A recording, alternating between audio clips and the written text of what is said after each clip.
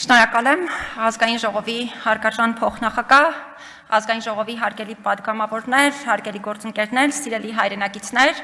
այսօր ազգային ժողովի նիստում ներկայացնելու եմ 2023 թվականի մարդու իրավունքների պաշտպանի գործունեության տարեկան հաղորդումը, ներողություն 2024 թվականի տարեկան հաղորդումը գործունեության եւ խոշտանգումների եւ վատ վերաբերմունքի կանխարգելման ազգային մեխանիզմի դարձյալ 2024 թվականի վերաբերյալ տարեկան զեկույցը։ Ուզում եմ հատուկ արձանագրել, որ այս երկու փաստաթղթերն էլ հրապարակված են եւ ոչ միայն այս փաստաթղթերը, այլ նաեւ այն բոլոր զեկույցները, որոնք նաեւ արտահերթ կարգով են հրապարակվել մեր կողմից եւ դրանք ընդգրկում են մեր հանրապետությունում արկա մարդու իրավունքներին վերաբերելի տարատեսակ խնդիրներ, դրանք իրապես բազմաբնույթ են եւ վերաբերում են գրեթե բոլոր ոլորտներին ու ըստ էության մի ելույթի շրջանակներում բնականաբար անհնար է ամբողջությամբ անդրադարձ կատարել այդ բոլոր խնդիրներին։ Հետևաբար ելույթիս ընթացքում ես կանդրադառնամ խնդիրներից մի քանիսին, որոնք նաև որպես այդպիսին համակարգային բնույթ են կրում եւ բնականաբար շատ ուրախ կլինեմ, եթե հարցերի համատեքստում հնարավոր լինի պատասխանել նաև այլ ոլորտների կամ հենց նույն ոլորտներին վերաբերելի մի շարք այլ հարցերի։ Նշեմ նախ սկզբում, որ այս տարի մեր զեկույցը թե կանխարգելման ազգային մեխանիզմի, թե նաև մեր գործունեության տարեկան հաղորդումը ներկայացնելիս ըստ էության որոշակի նորարարական մոտեցումներ փորձել ենք ցուցաբերել, որովհետև նախորդ տարվանից սկսած փորձել ենք կառուցակարգեր մշակել մեր առաջարկների կատարման քանակական տվյալներ եւ քանակական տոկոսներ ներկայացնելու համար, թե ինչքանով են պետական իշխանության մարմինների կողմից ի կատարածվել մեր կողմից արված առաջարկները։ Նշեմ, որ խոշտանգումների եւ վատ վերաբերմունքի կանխարգելման ազգային մեխանիզմի զեկույցի համատեքստում արդեն իսկ կատարել ենք եւ գործարկել ենք այդ կառուցակարգը եւ ըստ մեր կատարած տվյալ հաշվարկների ըստ էության նախորդ տարի ամբողջությամբ կատարված կարելի է համարել մարդու իրավունքների պաշտպանի որպես կանխարգելման ազգային մեխանիզմ իրականացրած հիմնական առաջարկներից 12%-ը, չի կատարվել 40% ներողություն եւ մասնակի կատարված է դիտարկվում 48%-ը։ Մենք ըստ էության այս կառուցակարգերը փորձում ենք գործարկել նաև մեր ամբողջ տարեկան հաղորդումը, նաև տարեկան հաղորդման շրջանակներում արված առաջարկների կատարումը պետական մարմինների կողմից գնահատելու տեսանկյունից, որը այս տարվա տարեկան հաղորդման շրջանակներում ըստ էության չի արտացոլվել, նկատի ունենալով այն հանգամանքը, որ նշված կառուցակարգերի գործարկումը ըստ էության ենթադրում է նաև որոշակի հատուկ մեթոդաբանության կիրառում, որը հնարավոր չի եղել տարեկան հաղորդման համատեքստում այս տարի իրականացնել, բայց աշխատանքներ ենք տանում, որպեսզի նման տոկոսային տվյալներ, քանակական տվյալներ հնարավոր լինի իրականացնել նաև մեր կանխարգելման ազգային մեխանիզմից բացի նաև մարդու իրավունքների պաշտպանի գործունեության եւ մարդու իրավունքների պաշտպանության վիճակի առնչությամբ մեր տարեկան հաղորդման շրջանակներում։ Նշեմ, որ մեր տարեկան հաղորդման համատեքստում բացի ավանդաբար ներկայացվող խնդիրներից այս տարի բավականին մեծ քանակությամբ նաև նոր խնդիրներ ենք բացահայտել, ընդ որում դրանց մի մասը կամ նաև մեծ մասը հենց սոցիալ-տնտեսական բնագավառին վերաբերելի հարցեր են եղել, որոնք եւս ներառվել են մեր տարեկան հաղորդման շրջանակներում, մասնավորապես ավանդաբար ներկայացվող ոստիկանության բռնությունների, ընդհանուր սոցիալ-տնտեսական խնդիրների, իրավահավասարության եւ այլ խնդիրների համատեքստում ներկայացրել ենք օրինակ առերևույթ ոչ իրավաչափ եղանակով իրականացվող քանդման աշխատանքների հետ կապված հարցեր, պատժից ազատվող եւ բնակության վայր չունեցող դատապարտյալներին բնակարանի վարձավճարի հատուցում չտրամադրելու եւ մի շարք այլ խնդիրների հետ կապված հարցեր, հանրային աղմուկին վերաբերելի հարցեր, որոնք ըստ էության ուղղակիորեն վերաբերում են մարդու իրավունքների պաշտպանության համակարգին եւ տարբեր երկրներում եւս քննարկման առարկա են դառնում հենց մարդու իրավունքների պաշտպանության կտրվածքով։ Նշեմ, որ իրավահավասարության ու հակախտրականության ոլորտը եւս նախորդ տարվանից սկսած իրականում բավականին մեծ անդրադարձ է ունեցել մեր տարեկան հաղորդման շրջանակներում եւ այս համատեքստում այս տարի նաեւ նոր խումբ ենք ավելացրել տարեցները որպես պաշտպանվող հատուկ խումբ։ Ըստ էության սրա վերաբերյալ քննարկումները նախորդ տարի իրականացվել են նաեւ ոչ միայն Հայաստանի համատեքստում, այլ նաեւ եվրոպական տարածաշրջանի տեսանկյունից, որովհետեւ ես ինքս մի հաստատությունները միավորող կառավարող Եվրոպական ցանցի կառավարման խորհրդի անդամ է ընտրված նախորդ տարի եւ որպես կարևոր գործողություն որդեգրել ենք նաեւ այս խումբ քաղաքացիների իրավունքների պաշտպանության հատուկ մեխանիզմների գործարկումը, որոնք ըստ էության գրեթե բոլոր եվրոպական պետություններում այն ծավալով միանշանակ չեն իրականացվում, ինչ ծավալով այլ խմբերի պարագայում։ Բայց ես ըստ էության այս փուլում նոր ներկայացված խնդիրներին ըստ էության մանրամասնությամբ անդրադարձ չեմ կատարի, կանդրադառնամ մի քանի հիմնախնդիրների, որոնք կարծում եմ արդիական եղել են եւ շարունակում են արդիական մնալ Հայաստանի Հանրապետությունում մարդու իրավունքների պաշտպանության վիճակը պատշաճ գնահատելու տեսանկյունից եւ ուշադրության են արժանի դրանք հասցեավորելու ու առկա խնդիրները հաղթահարելու դիտանկյունից։ Մասնավորապես ես կուզենամ հատուկ անդրադարձ կատարել ըստ էության ամենաքննարկվող հարցադրումներից մեկին, մասնավորապես ոստիկանության կողմից անհամաչափ ուժի գործադրման հետ կապված խնդրին եւ նաեւ ազատությունից զրկելիս անձանց նվազագույն իրավունքների երաշխավորման հարցին, որը կարծում եմ շատ երկար տարիներ եղել է Հայաստանի Հանրապետությունում մարդու իրավունքների պաշտպանության համակարգի կարևորագույն խնդրահարույց ոլորտներից մեկը եւ այս այն շարունակում է այդպիսին մնալ եւ ընդհանուր առմամբ ոլորտում ձեռնարկվող քայլերը, որոնց վերաբերյալ մենք ինքներս պարզաբանումներ ենք բազմապիսի ստանում գործընկերներից, ակնհայտ է, որ բավարար չեն եղել երաշխավորելու այս ոլորտի պատշաճ հասցեավորումը եւ սրա հետ կապված խնդիրների բացառումը Հայաստանի Հանրապետությունում, որովհետեւ բազմաթիվ են դեպքերը, երբ առնվազն մեր հաստատության կողմից առերևույթ անհամաչափ ուժի գործադրման դեպքեր են արձանագրվում եւ բնականաբար շատ կարեւոր է այս ոլորտի տեսանկյունից, որպեսզի հնարավորություն ունենանք իրապես հաղթահարելու առկա խնդիրը, որը բնականաբար հասցեավորման մի քանի հնարավոր եղանակներ ունի։ Ես այս փուլում դրան չեմ անդրադառնա, քանի որ ոստիկանության հետ կապված մի քանի այլ խնդիրների եւս կուզենամ անդրադառնալ։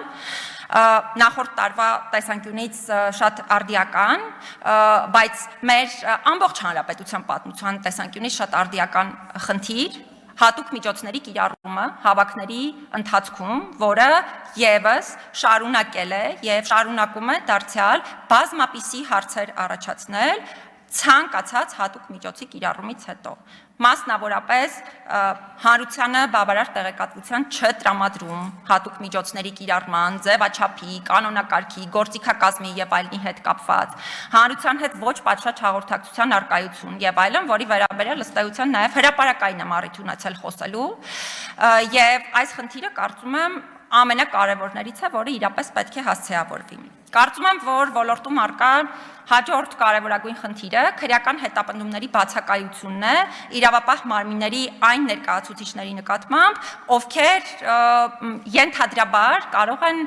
կասկածվել, ես բառերը հանրային ընկալման տեսանկյունից հատուկ ճակերտներում եմ օգտագործում եւ շատ ավելի հասկանալի բառեր եմ օգտագործում, ոստիկանության կողմից անհամաչափ ուժի գործադրման եւ այլ արարքների համատեքստում։ Ըստ էության քրեական հետապնդումների բացակայությունը իրապես հանրային ընկալման տեսանկյունից կասկածներ է հարուցում թե պրոցեսների անկախության, անկողմնակալության, թե դրանց պրոֆեսիոնալիզմի առումով, հետևաբար պատասխանատվության անխուսափելիության խնդրին միանշանակ կարծում եմ պետք է ցուցաբերել առաջնահերթ ուշադրություն։ Շատ կարևոր հանգամանք է նաև նկատի ունենալ, որ ընդհանրապես իրավապահ մարմինների ներկայացուցիչները պետք է նաև բավարար գիտելիքներ եւ հմտություններ ձեռք բերեն տարբեր խմբերի, մասնավորապես խոցելի իրավիճակում գտնվող խմբերի, կանանց, հաշմանդամություն ունեցող անձանց, ազգային փոքրամասնությունների եւ մի շարք այլ խմբերի նկատմամբ մոտեցումների համատեքստում, որովհետեւ այս մոտեցումները առանձնահատուկ մոտեցումներ են, հատուկ զգայունություն են ենթադրում եւ այս դիտանկյունից մենք պարբերաբար տարատեսակ խնդիրներ ենք արձանագրում իրավասու մարմինների գործողությունների ու գործունեության համատեքստում։ Կուզենամ հատուկ անդրադարձ կատարել նախորդ տարի նաև իմ կողմից բարձրաձայնած խնդրին, կալանքի կիրառման պրակտիկային Հայաստանում, որովհետև ըստ էության այս պրակտիկան, ինչպես նախորդ տարվա տարեկան հաղորդման համատեքստում, այնպես էլ այս տարվա տարեկան հաղորդման շրջանակներում դիտարկվել է որպես համակարգային առումով խնդրահարույց եւ նախորդ տարի դեռևս մենք հատուկ վերլուծություն էինք սկսել իրականացնել դատապարտյալների եւ կալանքի տակ գտնվող անձանց թվի առնչությամբ եւ ըստ էության մեր հետազոտությունները, ուսումնասիրությունները ցույց են տվել եւ դրանք նույն արդյունքները շարունակում են ունենալ նաեւ այժմ, որ Հայաստանում ազատությունից զրկված անձանց կեսից ավելին հանդիսանում են կալանքի տակ գտնվող անձինք, ինչը ըստ էության միջազգային չափանիշների տեսանկյունից անթույլատրելի է, հետեւաբար համարում եմ, որ այն խնդիրները, որոնք ըստ էության նախորդ տարի ենք արձանագրել եւ դրանց մեծ ծավալով անդրադարձ ենք կատարել, ամբողջությամբ միանշանակ լուծված չեն այս տարվա տարեկան հաղորդման համատեքստի առնչությամբ խոսելիս եւս։ Ուզում եմ հատուկ անդրադարձ կատարել փակ կամ կիսափակ հաստատություններում բժշկական օգնության եւ սպասարկման հետ կապված խնդիրներին, որոնք բազմիցս առիթ եմ ունեցել նշելու, իրապես խնդրահարույց են Հայաստանի Հանրապետությունում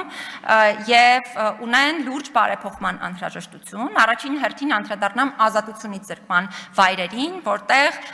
կամ որոնց առնչությամբ բժշկական օգնության եւ սպասարկման հետ կապված խնդիրները բազմապիսի են եւ մենք անընդհատ ենք ստանում այս խնդիրների հետ կապված դիմում բողոքներ։ Իհարկե կուզենամ ուրախությամբ արձանագրել, որ ստացած դիմում բողոքների մեծ մասը լուծում է ստանում մեր միջամտությամբ, բայց ես չեմ կարծում, որ անհատական մոտեցումները պատշաճ համակարգ ունենալու տեսանկյունից նորմալ են իրավական ու ժողովրդավարական պետության համատեքստում, հետևաբար շատ կարևոր եմ համարում այս ոլորտում համակարգային բարեփոխումները, նաև նկատի ունենալով այն հանգամանքը, որ ինչպես նշեցի, կալանքի տակ գտնվող անձինք են մեծ թվով այդ թվում բժշկական օգնության եւ սպասարկման հետ կապված հարցեր բարձրաձայնում, եւ սա էլ նաև ցույց է տալիս այդ թվում կալանքի կիրառման պրակտիկայի խնդրահարույց լինելու հետ կապված բոլոր հնարավոր հետևանքները եւ դրա հետ փոխկապված բոլոր հնարավոր հարցերը։ Զինված ուժերում բժշկական օգնության եւ սպասարկման հետ կապված խնդիրների մասին եւս խոսեցի, իհարկե կուզենամ արձանագրել, որ մենք իրապես հիմնականում մեծ թվով դիմում բողոքներ ստանում ենք փորձաքննությունների ժամանակահատվածում փորձաքննությունների արդյունքների հետ կապված եւ ելի ուրախությամբ կուզենամ նշել, որ գրեթե բոլոր դիմում բողոքների պարագայում մեր միջամտությամբ կարծես պետական մարմնի եւ քաղաքացու կամ նրա հարազատների միջև վեճը լուծում է ստացել, այն դեպքերում, երբ լուծում չի ստացել, ըստ էության հիմնականում դրանք դեպքերն են, որոնք վերաբերում են անձին արդեն զինվորական ծառայության ներգրավելուն եւ կամ հակառակը զինվորական ծառայության չներգրավվելու պատճառաբանությամբ անձի նկատմամբ քրեական հետապնդում հարուցելուն եւ այս իրավիճակները ըստ էության իհարկե դատարանի կողմից գնահատման հանգամանքներ են, բայց ամեն դեպքում կարծում եմ, որ թեև այս համակարգում իրապես բարեփոխումները ակնհայտ են եղել նաեւ մեզ համար, այդ թվում ստացված դիմում բողոքների վերլուծության արդյունքում, բայց շարունակաբար պետք է կատարելագործել այդ թվում այս ոլորտում այս համակարգին վերաբերելի բոլոր կառուցակարգերը։ Նշեմ, որ զինված ուժերում հիմնական մարդու իրավունքների պաշտպանության խնդիրներից մեկը, որը անընդհատ մեր ուշադրության կենտրոնում է եւ ես սրա մասին անընդհատ եմ խոսում, զինված ուժերում կյանքի իրավունքի պաշտպանությունն է եւ խոշտանգումների եւ վատ վերաբերմունքի արգելքի սկզբունքի պահպանումն է, անշեղ պահպանումն է, որովհետեւ ցավոք պետք է նշեմ, որ մենք շարունակում ենք դեռևս ոչ մարտական խաղաղ պայմաններում ունենալ զինված ուժերում մահվան դեպքեր, որոնք ունեն, ես վստահ եմ, խորքային պատճառներ եւ այդ խորքային պատճառները միանշանակ պետք է շատ լուրջ ոչ թե պարզապես վերլուծության ենթարկվեն, այլ նաեւ հայեցակարգային լուծումներ պետք է տրվեն այս խնդիրներից խուսափելու համար, այդ թվում պատասխանատու անձանց պատասխանատվության անխուսափելիությունը երաշխավորելու արդյունքում։ Ուզում եմ հատուկ արձանագրել նաև խոշտանգումներից եւ վատ վերաբերմունքի այլ ձևերից զերծ մնալու իրավունքի երաշխավորման հետ կապված խնդիրները,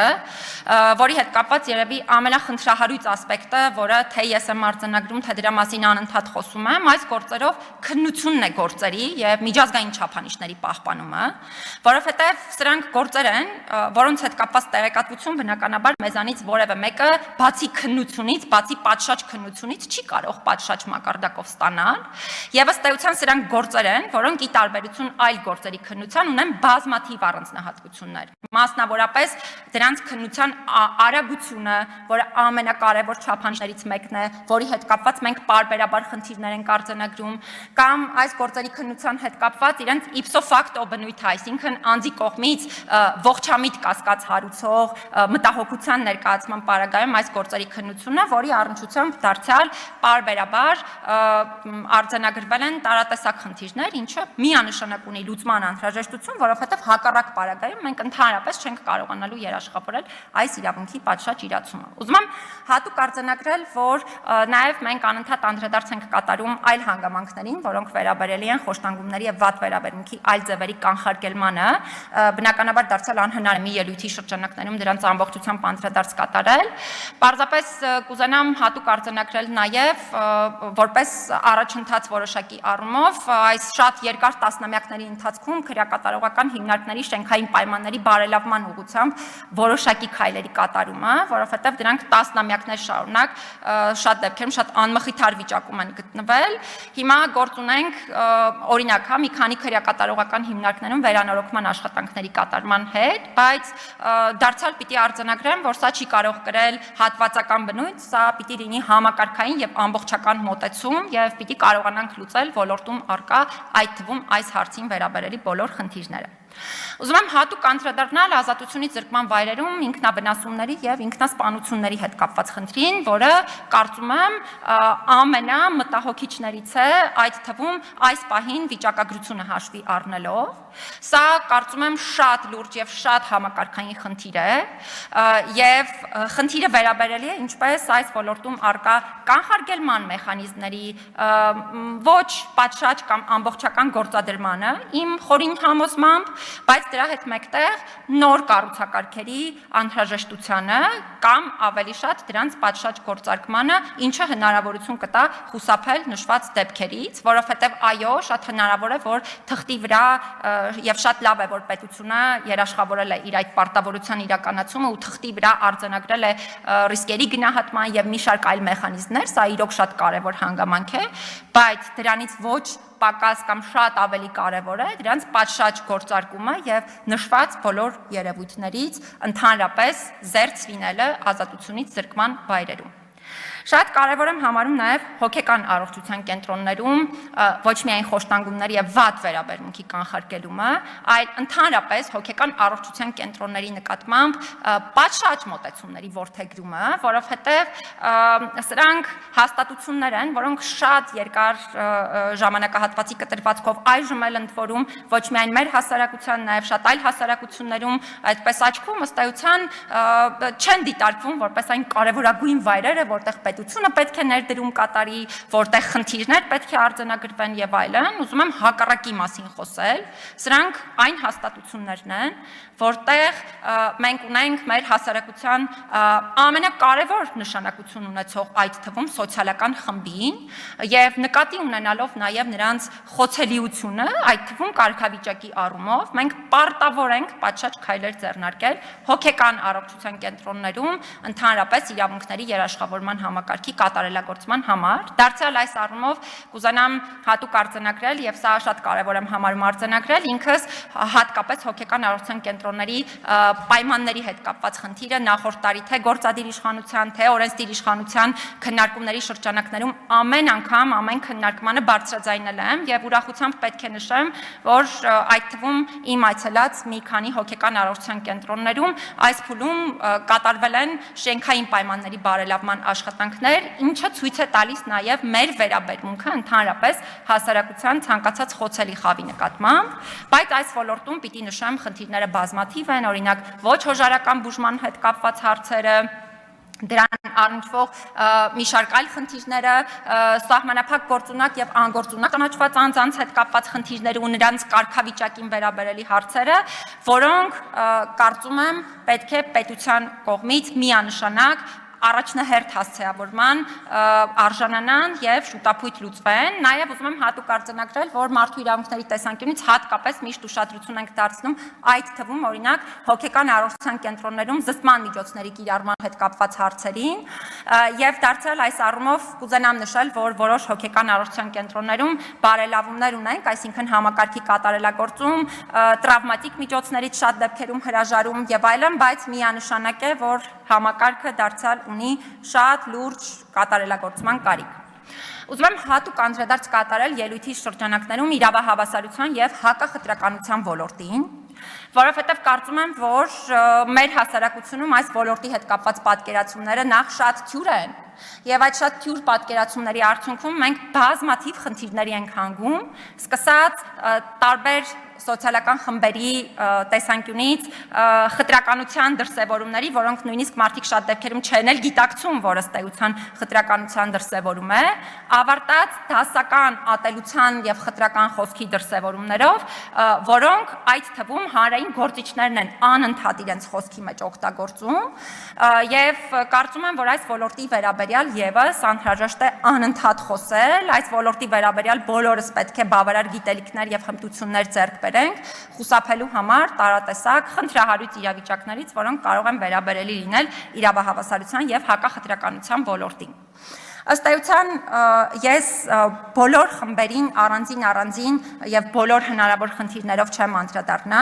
պարզապես դրանցից յուրաքանչյուրի վերաբերյալ օրինակ մի խնդիր այսպես հրապարակային կներկայացնեմ, որպեսզի շատ ավելի պարզ լինի սրա հետ կապված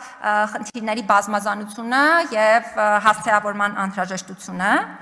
Սկսեմ օրինակ ազգային փոքրամասնությունների իրավունքներից, օրինակ նախորդ տարի մենք ազգային փոքրամասնությունների լեզուներ դասավանդող մասնագետների հետ կապված անընդհատ խնդիրներ ենք արձանագրել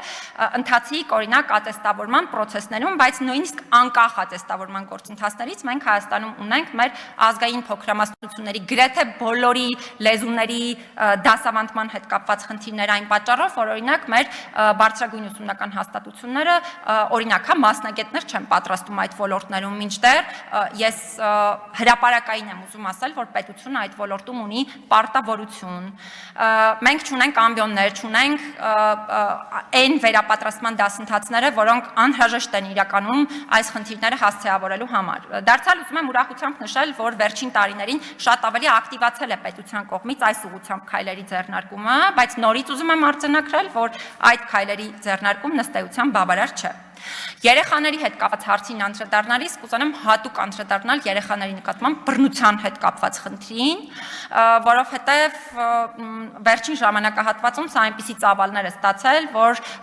մենք նույնիսկ երեխայի նկատմամբ բռնության կանխարգելման գործիքակազմերի հետ կապված արտահերթ հրապարակային զեկույց ենք ունեցել այս տարի,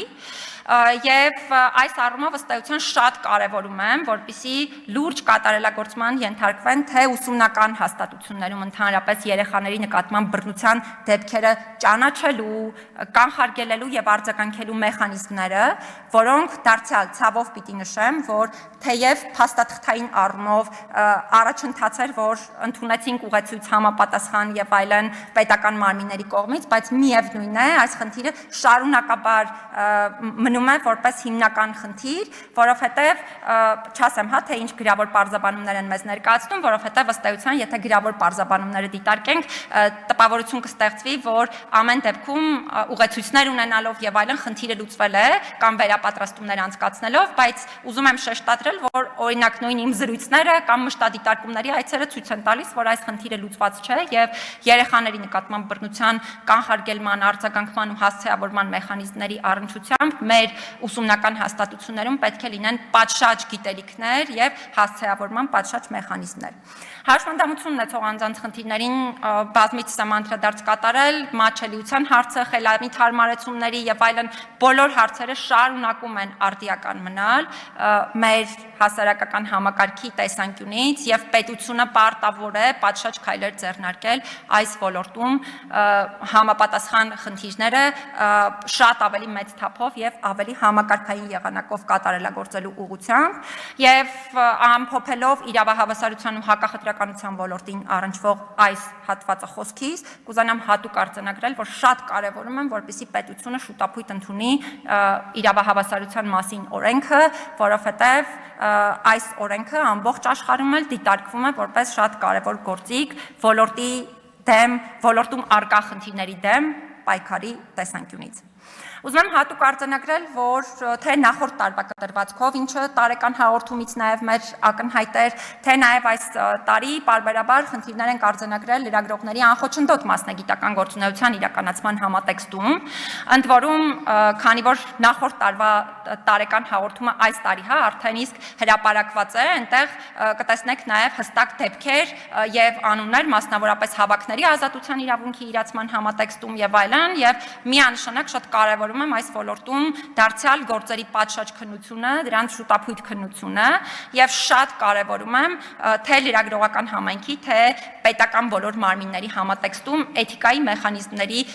պատշաճ մեխանիզմների առկայությունը եւ գործարկումը, որը կարող է հնարավորություն տալ իրավաչափ ու իրավական եղանակով լուծելու այս ոլորտում առկա բոլոր խնդիրները։ Հրապարակային կուզենամ արձանագրել, որ շատ կարևոր կլինի, որպեսզի Հայաստանի Հանրապետությունում ձևավորվի խոշտանգումների զոհերի աջակցման կենտրոն, որ ըստ մինչ այս պահը չունենք։ Կարծում եմ, որ սա շատ կարևոր հանգամանք է ընդհանրապես խոշտանգումների կանխարգելման ոլորտում եւ այս ուղղությամբ միանշանակ պետք է քայլեր իրականացվեն, բայց երևի թե ես այստեղ կանգ առնեմ, որովհետեւ իրականում անհնար է բոլոր խնդիրների վերաբերյալ մի ելույթի շրջանակներում խոսել։ Խոսքից վերջում շնորհակալություն հայտնեմ մեր բոլոր գործընկերներին, ովքեր կառուցողական, էթիկական ստանդարտներին համապատասխան մեզ հետ հաղորդակցություն ու համագործակցություն են ունեցել, որի արդյունքում մենք կարողացել ենք նաև համատեղ ուժերով լուծելու ոլորտում առկա տարատեսակ խնդիրները եւ ուրախ կլինեմ պատասխանել ձեր հարցերին։ Շնորհակալ եմ։ Չմոռանաք հավանել տեսանյութը եւ բաժանորդագրվել Civic AM-ի YouTube-յան էջին։